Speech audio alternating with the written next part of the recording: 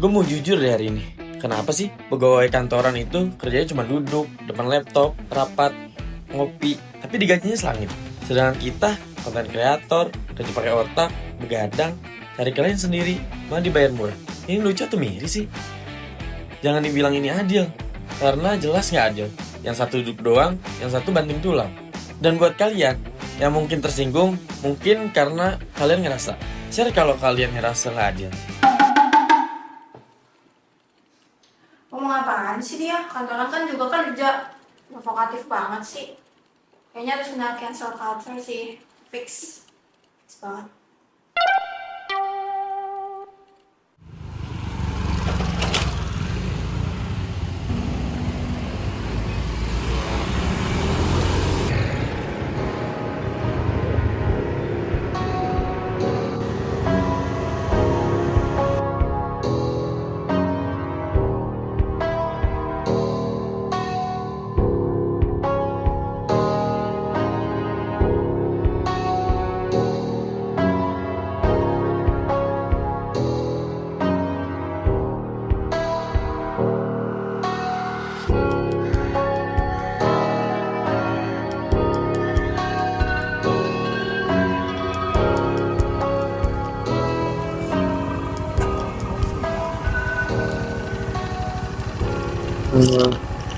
Sana kali ya?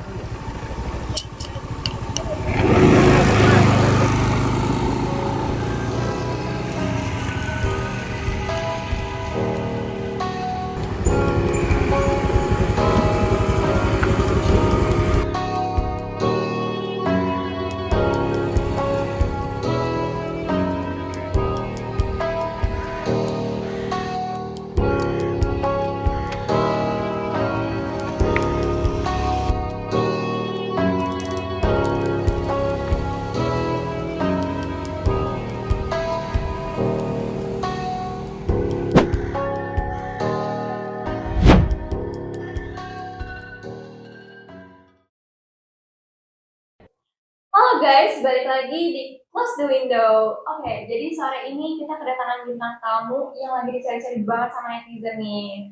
Halo Mas Dito. Halo. Apa kabar Mas Dito? Jauh-jauh datang dari Dramaga ke Bogor Kota nih. Alhamdulillah baik. Oke. Terus gimana nih keadaan Mas Dito setelah video ngapain sih pekerja kantoran yang cuman duduk doang depan laptop tapi gajinya setinggi langit? Viral kan itu dan nembus 94 juta viewers. Wow. Aduh, keadaannya ya? Rasanya sih jadi spotlight aja. Oke, jadi spotlight. Seru berarti ya. Kan kapan lagi nih Mas Dito jadi spotlight setelah beberapa bulan kebelakangan ini itu sempat redup kan ya. Berarti berhasil dong caranya. Hah, redup ya? Kapan ya? Kayaknya sih nggak pernah. Karena selalu jadi spotlight terus. Loh, bukannya video yang kemarin viral itu bukannya salah satu cara supaya Mas Dito itu namanya naik lagi di media sosial ya? Enggak.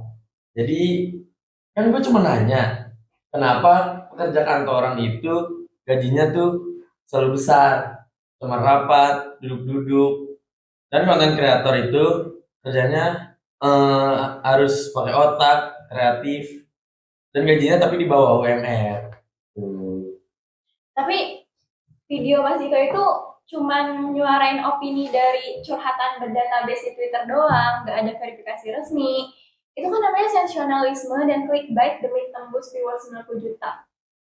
Oh, gue sih cuma nyuarain ketidakadilan doang ya. Oh, namanya juga opini. Kalau nggak ada yang provokatif, apa ada yang peduli? Mana ada yang peduli sama ketidakadilan ini?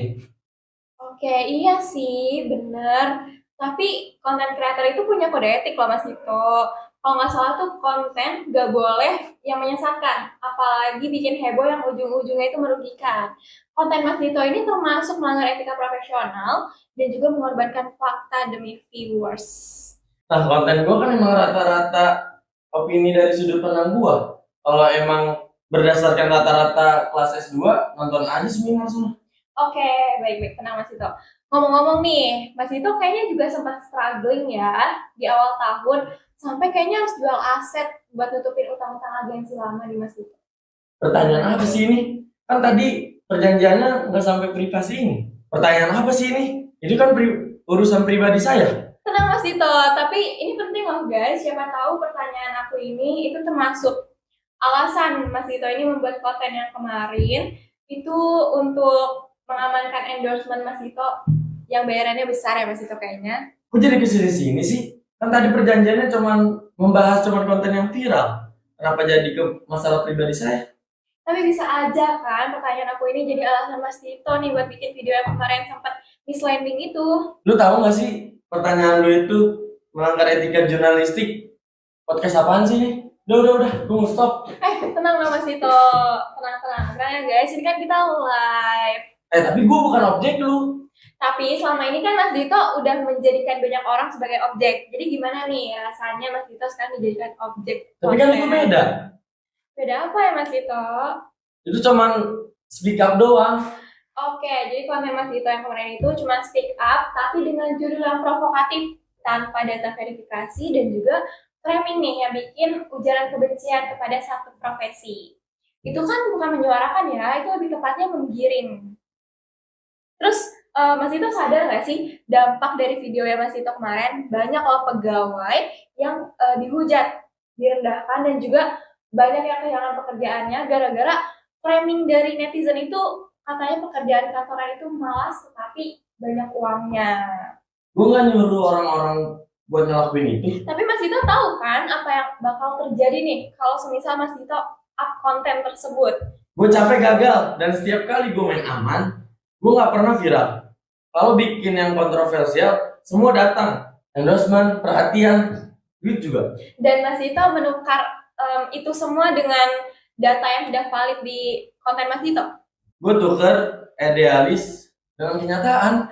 Kalau semua konten kreator yang berpikiran yang sama kayak Mas Dito nih, ruang digital kita tuh udah gak aman lagi guys. Tinggal etalase ujaran kebencian doang dan manipulasi. Terus siapa yang harus tanggung jawab? Gua? Atau penonton yang selalu nonton konten viral gua? Udah, konten apa Mas sih? Dito, kita kan udah jadi kontrak Mas. Jangan dulu. Kita udah jadi kontrak Mas. Gak bisa kayak gitu. Kenapa sih? Kenapa pertanyaan ini tuh bikin Mas Dito takut? Kenapa? Takut kebongkar semuanya ya? Lu sengaja ya ngejebak gua? Ini podcast apaan sih? Tuh, lihat kan guys, bahkan di saat Mas Dito pun marah-marah, viewers kita tuh naik. Eksploitasi. Kalian manfaatin gua demi rating? Udah. Kita lanjut atau Oke guys, jadi biarkan publik menilai ya, bukan untuk menghakimi tapi untuk juga belajar. Karena di dunia digital ini yang paling cepat menyebar itu bukan kebenaran, tapi kontroversi. Oke guys, jadi biarkan publik menilai ya, bukan untuk menghakimi, tapi untuk belajar nih. Terus juga kita harus belajar karena di dunia digital yang hari ini itu yang paling menyebar itu bukan informasi kebenaran, tapi juga kontroversi.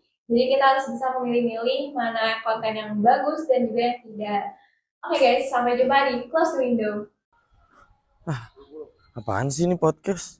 Pertanyaannya ini malah nyudutin gua. Gas banget.